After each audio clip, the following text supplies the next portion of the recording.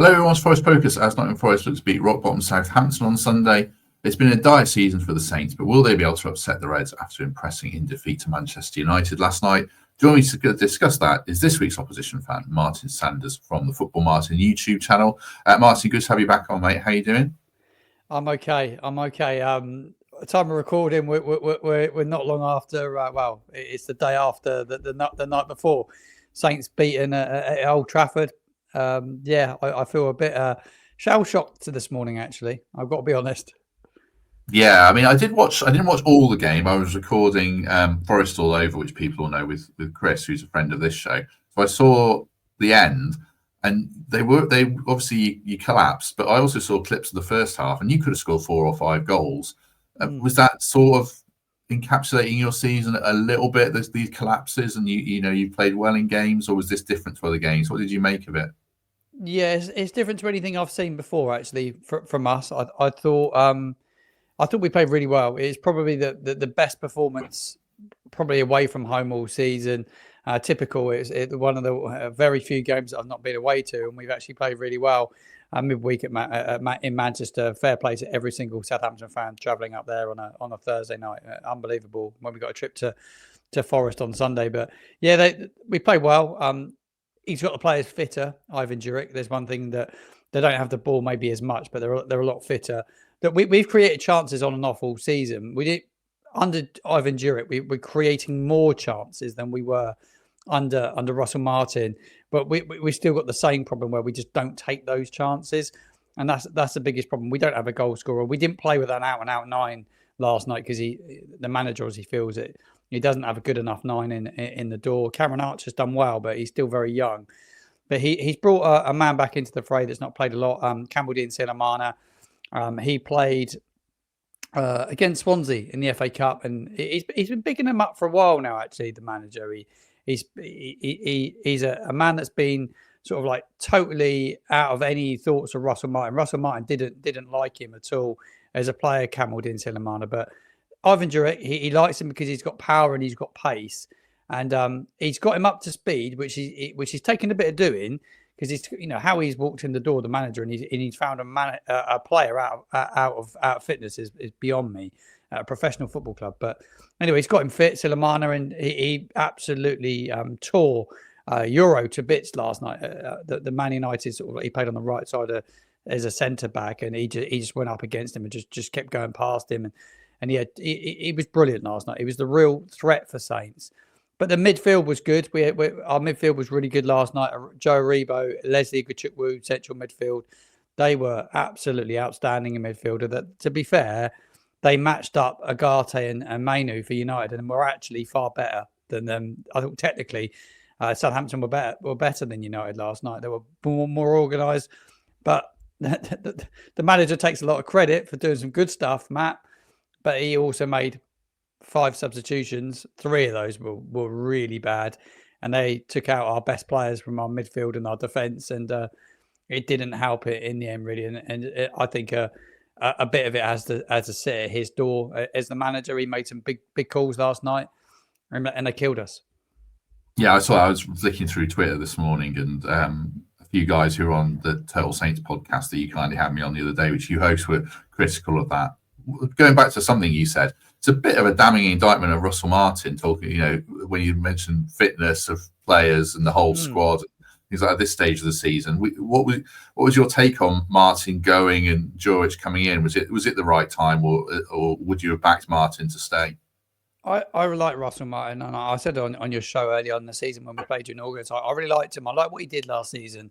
He was a right man in the right place last season because he's a good man manager. So he brought the club back together, got the fan base together, got us on a run of form, got us promoted. But let's remember, we only just got promoted. It wasn't like we finished, first or second. We finished 4th, and we went up via the playoffs. Look, he got us up, but I think there was a few people and a lot of sceptical fans in the fan base felt that there was like a perfect storm brewing. Our ownership, Russell Martin in his style of football in the Premier League, and the squad of players that he already had, because there was a lot of young players there. It was the perfect storm for a really, really tough season. He it was so stubborn that he just didn't adapt. So it was all about keeping the ball. But they just couldn't progress with it in the Premier League. And I think when you're trying to beat teams in the Premier League as a team coming up, you have to be fit, you have to be strong. You need every single player on the same hymn sheet. You need everyone buying in, and you need somebody to nick you some goals. But sometimes you just got to fight for results, haven't you? You've got to be a bit dogged. You've got to be. Now, Forest did it in that first season. They went back up. It wasn't always pretty, and they went away from home. They didn't win a lot of games away from home. I think probably one of them was at our place. But when they're at home, the only one.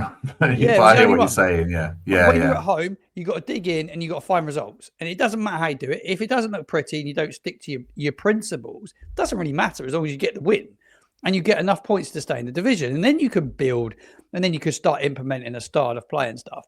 But when he came out in the press conferences and he started talking about, he wasn't going to, he was going to stick to his principles. We weren't in it to grind out results. I thought, we're in big trouble now.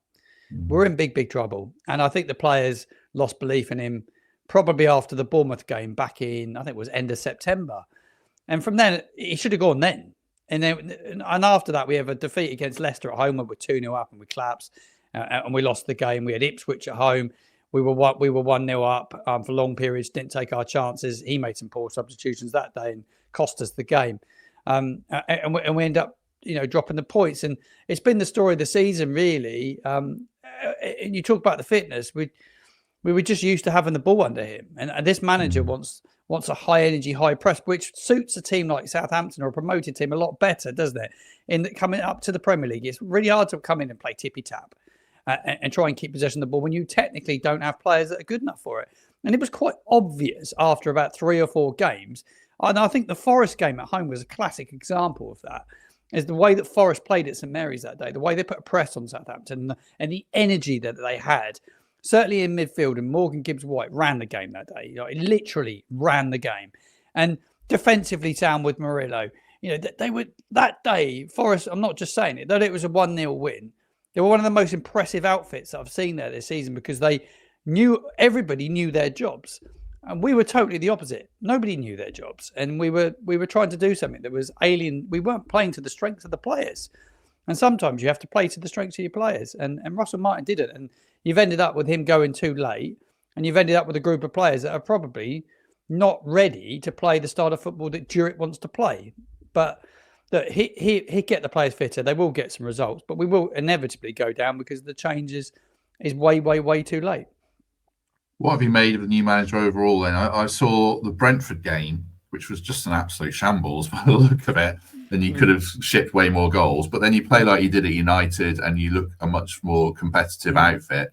Which is it with him and with Saints under him? Or is it somewhere in the middle, or is it just all over the place so far?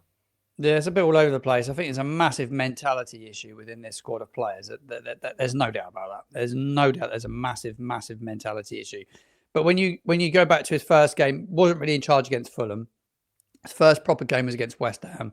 West Ham were poor. They were really, really poor on the day. Not a very good side at all, really.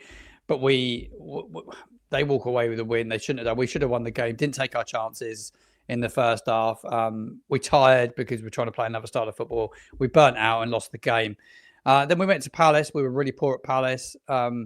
Weren't quite good enough. I think he's finding out about his players. And then we come back and we play Brentford and they totally tore us to pieces. A side that had not won in the Premier League away from home.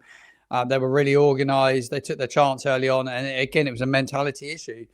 You have to stick with it. They haven't got the players that have got it upstairs. Sometimes in the tough moments in that division, you couldn't even say that we had injury issues. Not really.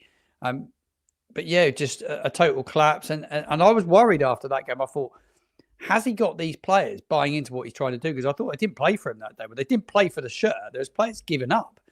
And I thought, well, we're going to go to Man United. That's our next league game, and that's worrying me. And then you got to go to Forest, who play high energy, high press with pace on the counter attack. Scares me. And then you got to play Newcastle at home. And I said before the block of 3, I didn't see a point there. I don't know, and I still don't see a point there. I don't see where we get anything in the 2 games coming. And we didn't get anything against United, and I don't think we'll see anything in the next 2. How are you, just elaborating on that then? How are you feeling about this game against Forest. Are you feeling so down because Forest have been so good? Is that the main reason then? Yeah, I just think it'd be a game that it'd be. I think the way that Forest play and the way that they're organised at the back, don't let loads of goals in. Defensively solid. I watched some of the defending against Liverpool the other night, and I just thought they're so organised, and you can catch teams on the break. If you commit too many men against Forest, against your boys, the likes of Alanga and Hudson-Odoi will tear you to bits, because Gibbs White goes in, picks the ball up in the hole, and open up the play, and you've got an outlet in Wood who can hold the ball. He bully any defender at this moment in the division. In my opinion, he's in magnificent form. You've got a goalkeeper that's outstanding and two really good centre backs. I don't see where, Murillo was probably man of the match, I thought, for you. I don't know what the Forest fans thought against Liverpool. I thought he was nothing short of incredible. He looks a really, really good player, and Sal's in goal, doesn't let a lot of goals in. So I just don't see where Saints hurt Forest, but I feel you've got so much going forward in the form of Wood and that pace that you Kyle Walker-Peters had a tough night in the end last night. He's been playing left side quite a bit this season because he's not preferred to play as a right back, which is what he is. He's a right back, but I think they look at that, him playing on the left side for Saints. Alanga could have an absolute field day against them if we're not careful, and he will get. Alanga gets in behind people, and like the Southampton wing backs try to get high up the field. Like they were high up the field last night. Ahmad didn't really tear Saints apart till late in the game, but they'll be looking at that, Forest. They'll be looking at how Man United undone Southampton last night, and you've got all the weapons to hurt us. There's no doubt about that. Just for us, Martin, a few more questions around a few individuals from Saints, and then his thoughts on Forest specifics. Just a word for the Trent Navigation. A reminder that they're open from 10 a.m. on Sundays. You can enjoy all the build-up, have your breakfast there, and then get down the ground if you're lucky enough to get a ticket, and then return to the Nav after to hopefully celebrate 3 points from our point of view. And also a quick reminder as well, you can now order pizzas from Big Shed Kitchen via Uber Eats. That's been in place since Christmas, so do check that out. And I would say I've had the pizzas there and highly recommend them. There's a tradition on the show, Martin, to every time we advertise pizzas, to ask the person, the guest, their favourite pizza. So it's 10:20 as we record this. It's not pizza time at all. But if I was pressing you, what would your favourite pizza be? Oh, I'll tell you what, I've got a couple at the moment, and I'm gonna put one out there, and everyone's gonna they're all gonna say, "What is he on about?" But I'll tell you what, I love ham and pineapple. Absolutely, it splits people. People say pineapple should never ever be on a pizza, but I absolutely love pineapple on a pizza. But at the moment, my go-to, and I have I have loads of pizzas, but I do like a pizza. I quite like a barbecue chicken at the moment. I've got to be honest. I used to hate barbecue sauce, I don't know why, but now I love it on a pizza. So excellent. I'll let you have those. Anyone can say what they want on here. I'm not going to make a visit actually on Sunday. I'm actually coming to Forest on Sunday. I'm making the trip from the south coast to Nottingham. I'm coming up. I've not been there for years. I'll tell you what, I'm absolutely buzzing to come to Nottingham Forest for loads of reasons, actually, Matt. But the ground, first and foremost, the atmosphere was insane from what I could hear on TNT Sport the other night. I thought it was brilliant. Darren Fletcher commentated as well, makes me like, because he's a massive Forest fan as well. I love Fletch. I think Fletch is brilliant. I've watched him on some of your shows. He's an absolute brilliant human being. But the atmosphere looks good. But to go to a proper ground, and I've got to say, out of all the fans that I've come across this season, and I'm not just saying it because I'm on your podcast, I create my own content, and I had the privilege of meeting a few Forest fans at St Mary's. But the comments on my match show that I did, my vlog, I think it was my most viewed of the season, and one of the most viewed. But the response from the Forest fans was just nothing short of incredible. There were just really nice comments and really nice people. So I can't wait to go back, create another video, and meet the Forest fans again. Yeah, do check out Martin's channel after the game to get his reaction. Football Martin, it'd be really good to hear that. I do like watching away Oppo fan channels. Obviously, at the moment we're winning, but there's some really good stuff out there. Martin's one of them. I'm very honest. I don't hold back. If the opposition has been outstanding, you've got to be honest and talk about who's played well. If we're beaten by Brentford the other week, it was all about Saints were poor, but how did Brentford beat Saints? Who were good? You have to give it as an honest football fan. I'm I'm not a biased fan. So yeah, I will do an instant reaction inside the ground before I leave. I always do. Check that out. What do you think of your ground? Out of curiosity, you'll have grown up with the Dell. We thought about moving. I think we're going to develop our ground. It's going to take a few years. Yeah. Do you not like St Mary's then, or not? No. No, I don't like it. Look, I'll be totally honest with you. I grew up going to the Dell. I started watching Southampton in around early 90s. My dad took me to my first game in the early 90s. I think the first season I watched a lot of Southampton was 93, 94. Letizia was the main man at the time, and Alan Ball coming in as a manager. I think it was that season. So I grew up going to the Dell a lot of time on the Milton Road and the Archers Road. It was a 15,000 capacity stadium. It was a brilliant stadium. It was a shame that there wasn't a way to develop that. There was a lot of housing around it, so I think it was always going to be really difficult. But it was a brilliant atmosphere. But when clubs build these new stadiums, they don't really build it with any thought of like trying to bring elements from sort of like your heritage and your history. And they just put a bowl in at St Mary's. It's a good location, don't get me wrong, but it has no vibe about it. If you go to the KP, it feels the same. If you go to Derby's Pride Park, it feels the same. If you go to the Stadium of Light, they all feel very much the same. It's soulless at times. They've moved the away fans this year to try and create a better atmosphere by creating an all-standing Saints end. It hasn't made any difference, in my opinion.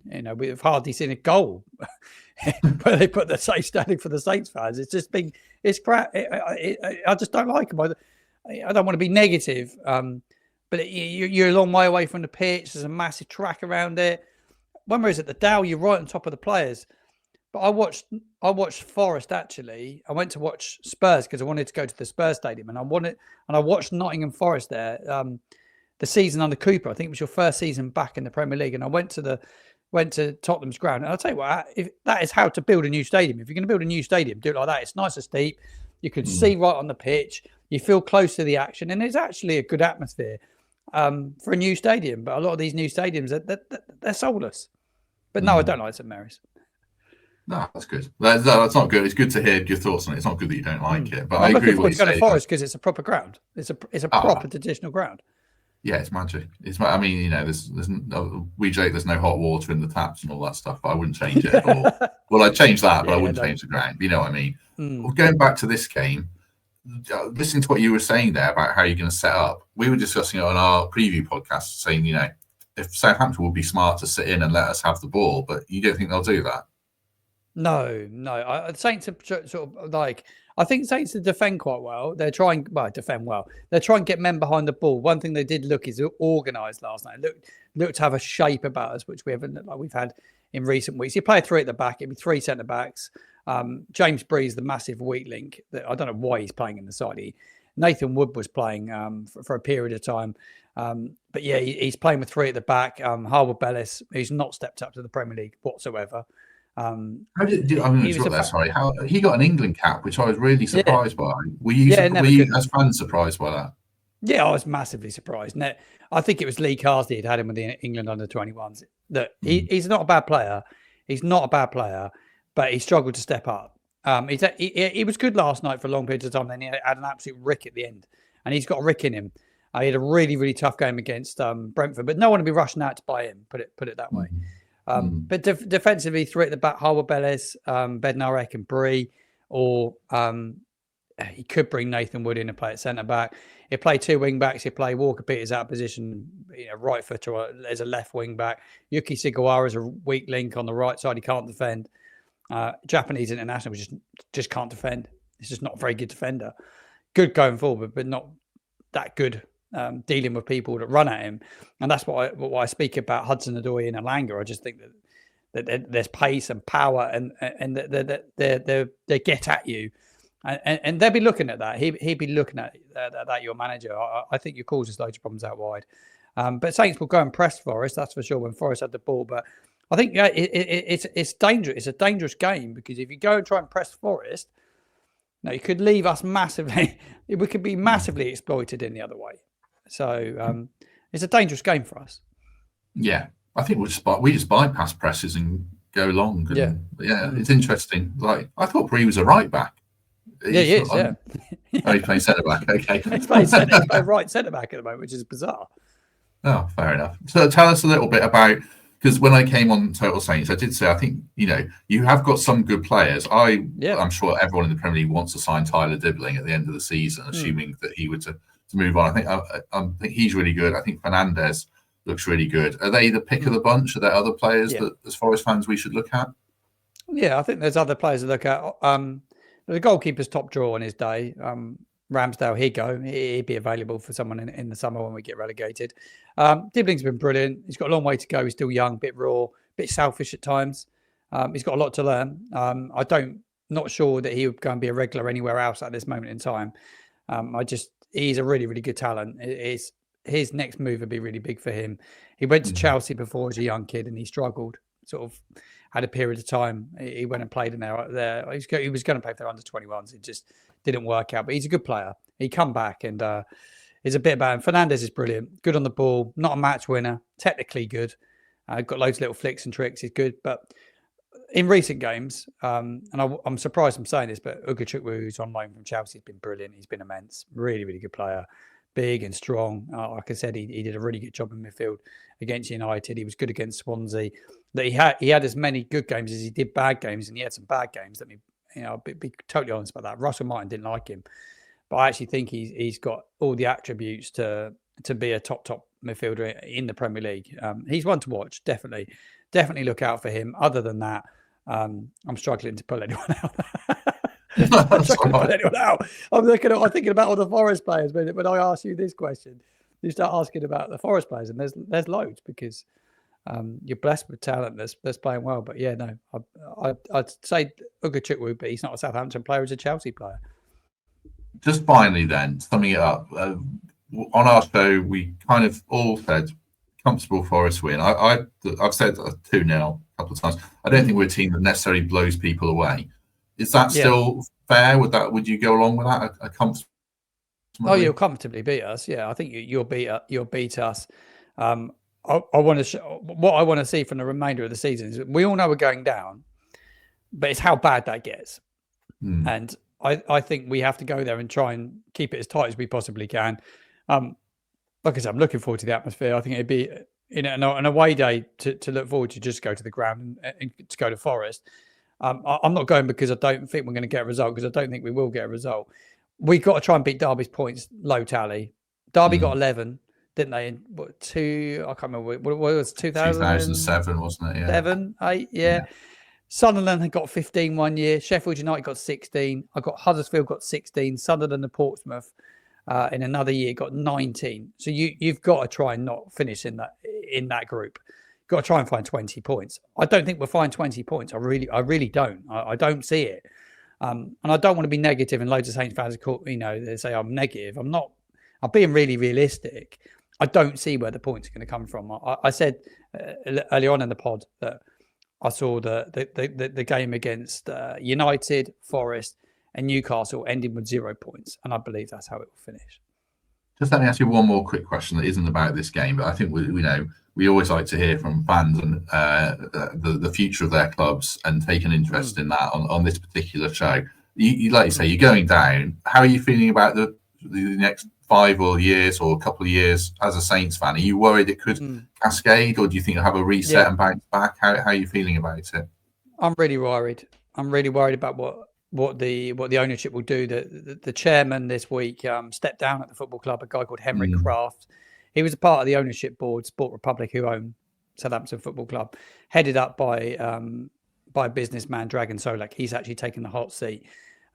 He's got a big job on his hands. He's invested a lot of money in that football club, and it's been spent really badly. Off the pitch, it's good. Like commercially, they've got it well sorted. They've added loads of bars. They've added loads of ways to make business. They've got loads of businesses within the business now, which is good to see. They've got it right off the pitch, but on the field, they don't have enough footballing people in the boardroom. They're talking about sporting directors and directors of football coming in. There's talk of it today. Wait to see what's confirmed, but they need to get football people in. But I also feel they need people that know the football club. And there hasn't been enough football people in there. You can't have transfer strategies without a director of football. And that's what they went into and did this year. It was unforgivable. Jason Wilcox left back end of last season, we went into one of the biggest summers in our history in terms of doing transfer business. You don't have a director of football. It was absolute ludicrous. So yeah, I'm worried. I'm worried about the ownership and whether they've got the right people in and they're being advised properly, because it's a massive year. You need the right manager for that division as well. And look, I'm not convinced that it will be Ivan Duric next season. I still think Danny Rell will end up the Southampton manager. My gut feeling it will be him. They wanted him. He was number one choice by the looks of it. Chanziri's already come out at Wednesday and said that Southampton made an approach for their manager when they were looking for their new manager. So Duric probably wasn't the number one choice. I'm not convinced that he'd be here next season. But they need the right man. They need the right man that's going to develop the players. They need to make the right signings. They need to get rid of some bad players and thinning out that squad and get it right. And then they need to find a pathway for some of the young talent that's in the academy. But yeah, I'm concerned, Matt. Next year's massive.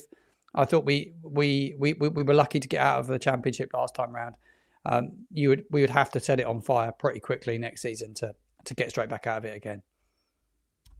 We shall leave with that. Really interesting stuff from Martin. I think people enjoy that. I hope you will. If you do us a favour, hit like, hit subscribe. Do consider channel membership or Patreon. Links are in the description. Or just give us a lovely review on iTunes or Spotify. One other quick thing, you can get your podcast merchandise now as well, forest-focus.co.uk.